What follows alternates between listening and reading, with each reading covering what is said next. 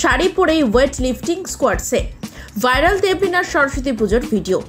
ইন্ডাস্ট্রিতে স্পষ্টভাষী বলেই পরিচিত অভিনেত্রী তথা নৃত্যশিল্পী দেবলীনা কুমার বিভিন্ন সময় প্রাসঙ্গিক বিষয় নিয়ে মুখ খুলেছেন তিনি। শুধু তাই নয়, সোশ্যাল মিডিয়ায় সাহসী ছবি শেয়ার করে কম কটাক্ষের শিকার হতে হয়নি এই মহানায়কের নাথ বউকে। শরীর চর্চা দেবলীনার রোজকার রুটিন, একথা প্রায় সকলেরই জানা। এবার শাড়ি পরে জিমে জোরদার ওয়ার্কআউট করছেন অভিনেত্রী। সোশ্যাল মিডিয়ায় একটি ভিডিও ভাইরাল হয়েছে। সরস্বতী পুজো মানে শাড়ি, বিশেষত বাসন্তী হলুদ কিংবা সাদা রঙা পোশাকে এদিন সেজে ওঠেন সকলে। বাদ যাননি দেবলীনা কুমারও। বসন্ত পঞ্চমীতে গোলাপি পাড় ও হলুদ রঙের শাড়ি পরেছিলেন তিনি। কোনো পরিস্থিতিতেই শরীর চর্চাকে বাদ দিতে নারাজ দেবলীনা, এমনকি উৎসবের দিনেও তাকে জিমে দেখা যায়।